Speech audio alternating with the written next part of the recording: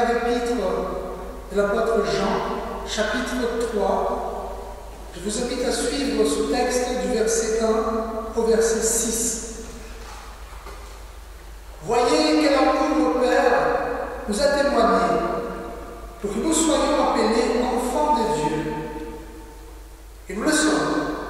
Si le monde ne nous connaît pas, ce qu'il ne l'a pas connu.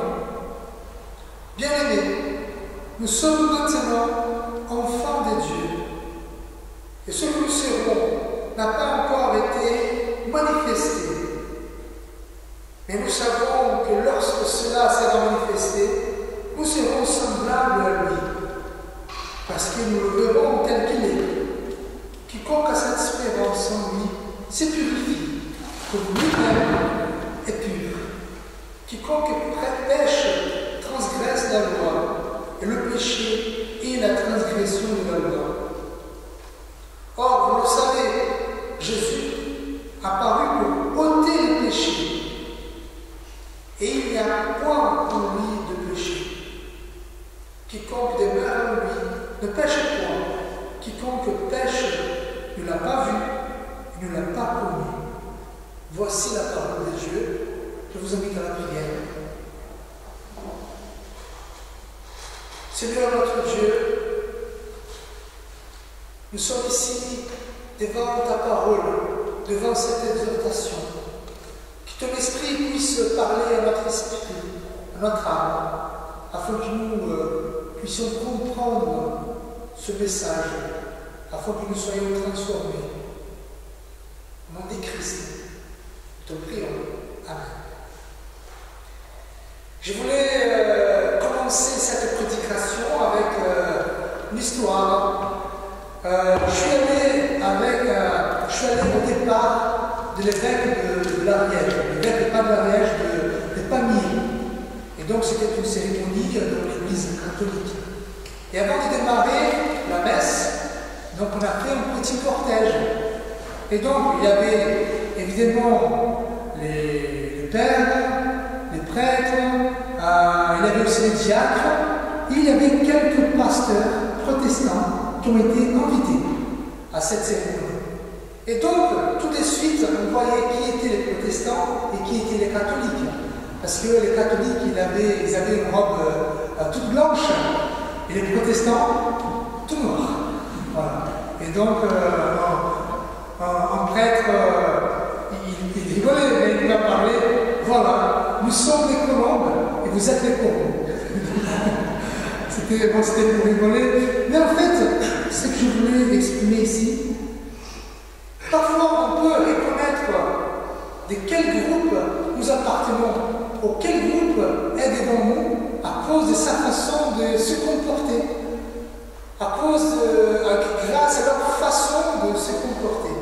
Par exemple, j'ai un ami qui était dans les hauts niveaux des sports. Il était un nageur. Il disait quand il avait le rassemblement des sportistes, il savait tout de suite qui étaient les nageurs et qui étaient ceux qui faisaient la gymnastique artistique.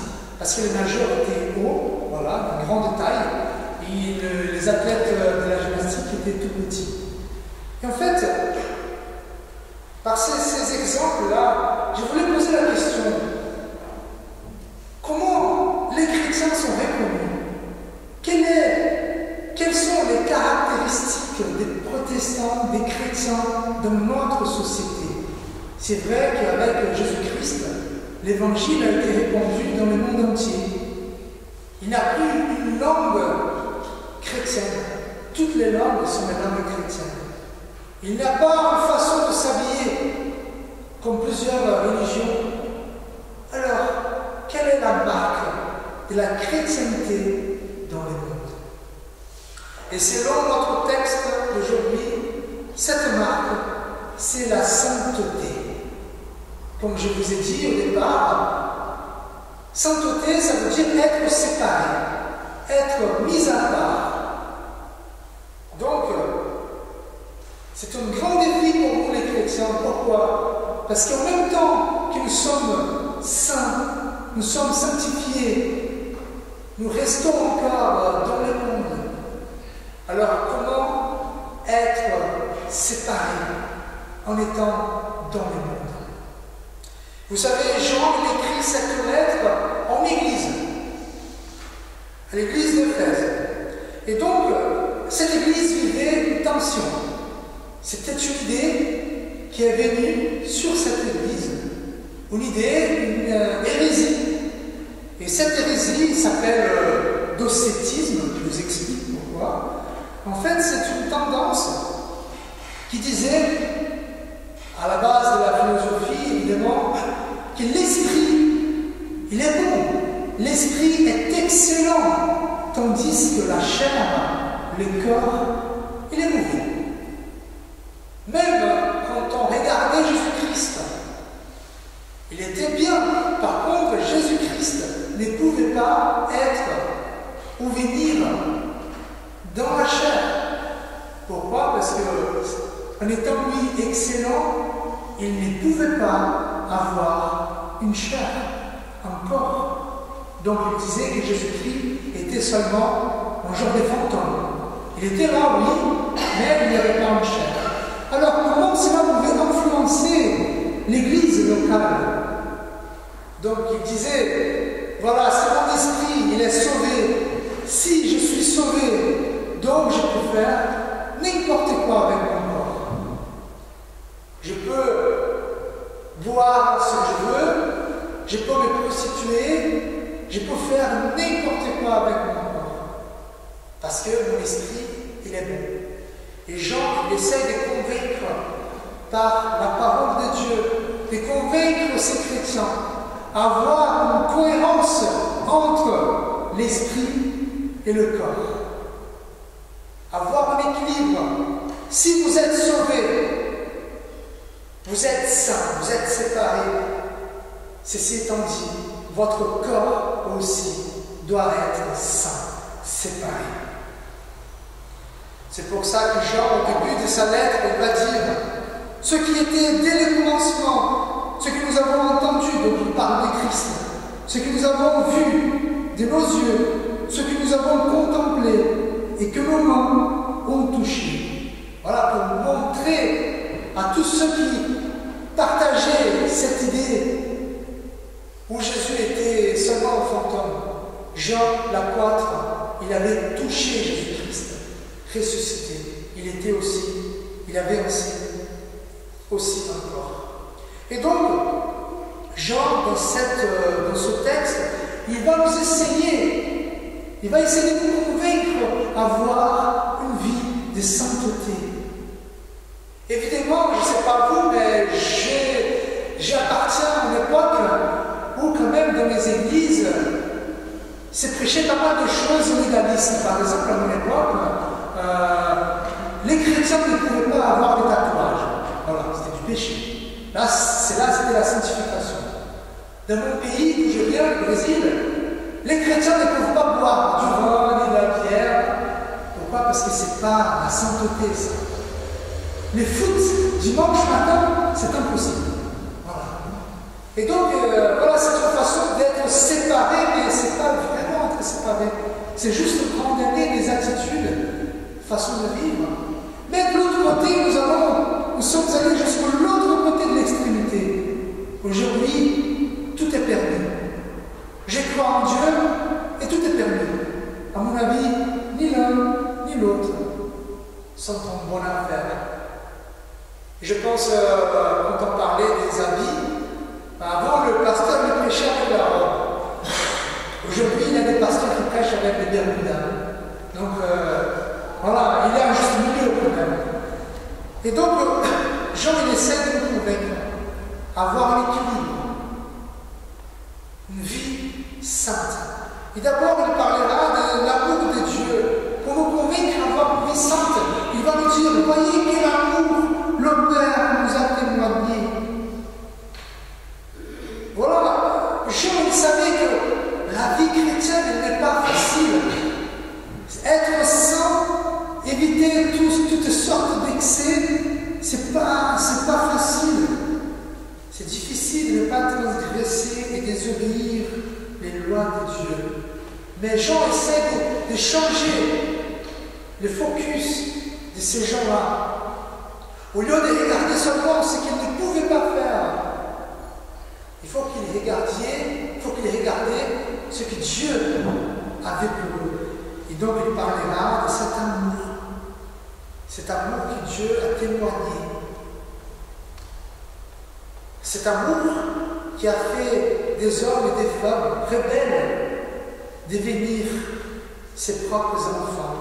Des hommes et des femmes pleins d'haine, avares, orgueilleux, meurtriers, paresseux, idolâtres, jaloux.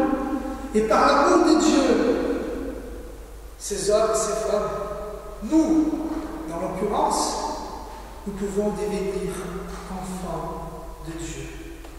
Et cet amour, voilà, comme je vous ai dit, va aboutir à cette paternité. Et Jean, il nous dit, pour que nous soyons appelés enfants de Dieu, et nous le sommes, nous sommes maintenant enfants de Dieu. Ici, Jean va dire cela au moins 3 fois. D'abord, quand il dit le Père, Dieu notre Père, nous sommes enfants de Dieu, et 2 fois il va dire enfants de Dieu. Ça veut dire que c'est quelque chose de très important dans la foi chrétienne, être enfant de Dieu. Alors, qu'est-ce que cela veut dire, être enfant de Dieu? Est-ce que être enfant de Dieu, c'est juste une expression dans le vocabulaire du patois des Canaan, un mot que tous les chrétiens parlent souvent, être enfant de Dieu, papa, Abba Père? Non, il y a une réalité spirituelle très puissante. Et là, voilà, c'est le côté plus théologique de ma prédication. Et je voulais vous expliquer cette paternité. Et pour comprendre la paternité de Dieu, il faut prendre en considération 2 conceptions théologiques. Paul va expliquer ça très bien dans le livre de la lettre aux Romains. La justification et l'adoption. Voilà, je voulais même que vous reteniez cette théologie. C'est quoi la justification et l'adoption de Dieu? L'un, c'est le tribunal de Dieu, la justification, et l'autre, c'est le foyer de Dieu, l'adoption. L'unique façon d'entrer dans la famille de Dieu, c'est par l'adoption. Pourquoi? Parce que Dieu a un seul enfant naturel, c'est Jésus-Christ. Et donc tous les autres enfants, nous, par exemple, nous sommes adoptés par Dieu. Voilà, c'est pour nous. Nous pouvons avoir des enfants, soit-ils naturels, ou soit-ils par adoption. Alors, comment ça se passe? La justification, c'est quand nous sommes considérés justes devant Dieu. Et comment cela se passe? En voyant notre condition de faille, de faute, de péché, Jésus vient pour échanger sa justice par notre injustice. Il nous a donné sa vie sainte, parfaite, en échange de notre vie qui a été touchée par le péché. Et voilà pourquoi il a été mort sur la croix. Parce que quand Dieu a vu Jésus-Christ, avec toutes les fautes que nous avons commises, donc à ce moment-là, Jésus va payer pour notre péché et à ce moment-là, nous sommes justifiés. Justifiés par la justice de Dieu. Nous sommes considérés justes. Donc, nous quittons le tribunal et nous sommes invités à venir au foyer. Et une fois justifiés, Dieu nous adopte. Dieu nous invite à venir à son foyer. Nous sommes participants de cette famille, de cette grâce, et nous sommes finalement considérés enfants de Dieu. Voilà l'amour de Dieu, cet amour qui a été manifesté. Nous sommes enfants de Dieu par la grâce de Jésus-Christ, par la foi en Jésus-Christ.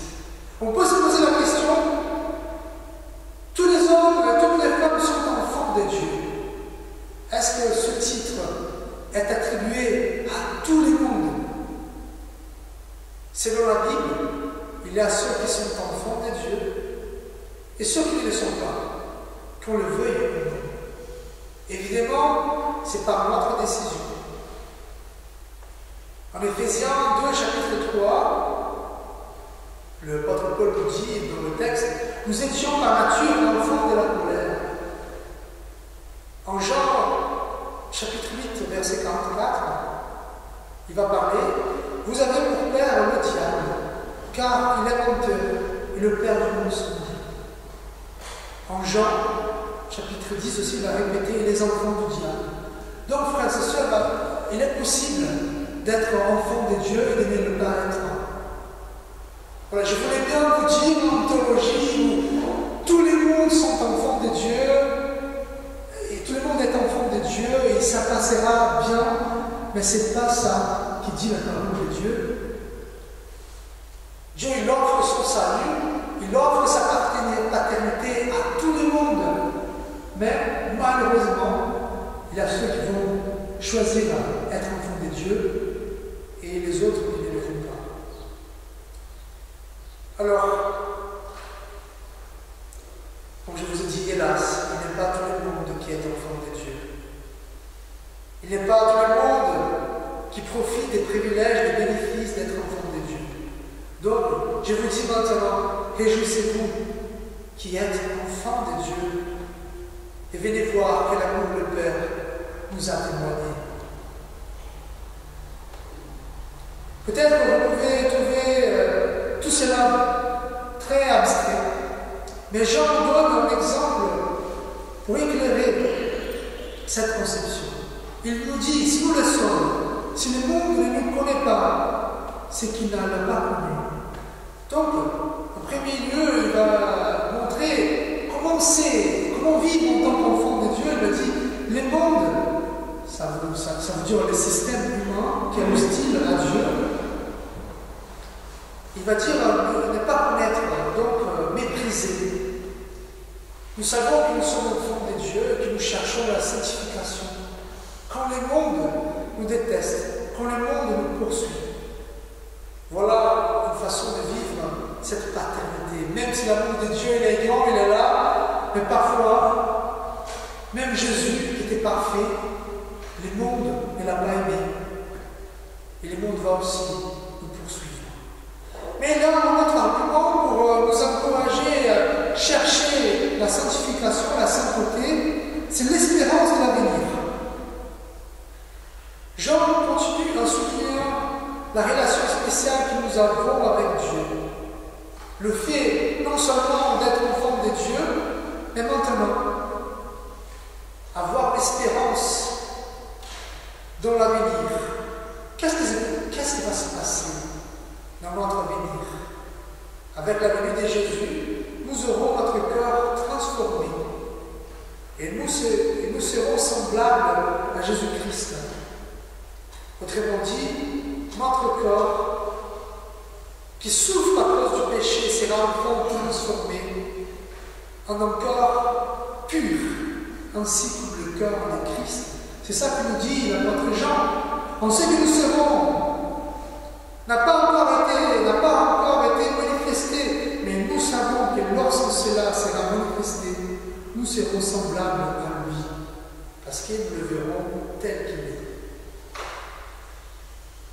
Alors, Jean parle aux chrétiens. Il dit les petits enfants d'une façon très charitable. Donc Jean, il sait comme il est difficile de vivre notre chair et ne pas faire le bien que nous voulons et faire le mal que nous ne voulons pas. Les vrais chrétiens connaissent la peine et les tourments d'un péché contre Dieu, la tristesse de rater le but, le combat quotidien contre le péché. D'ailleurs, Jean nous encourage, au jour, nous aurons un nouveau corps, un corps glorifié. Alors, c'est comment ce nouveau corps? Et l'apôtre Paul nous raconte, en Corinthiens chapitre 42, il dit, ainsi, en est-il de la résurrection des morts? Le corps est semé corruptible, il ressuscite incorruptible. Il est aimé méprisable, il ressuscite glorieux. Il est aimé infirme, il ressuscite plein de force. Il est aimé corps animal, il ressuscite corps spirituel. J'ai une discussion avec Jean-François concernant le symbole des apôtres. Parce qu'on dit, je crois à la résurrection de la chair. Et c'est vrai que la Bible ne parle pas de la résurrection de la chair. La Bible parle de la résurrection du corps. Un corps glorifié, incorruptible, plein de force. Et voilà, et cela doit être un encouragement pour nous qui subissons, qui souffrons ici-bas à cause de la maladie, à cause de nos péchés, à cause de nos impuissances.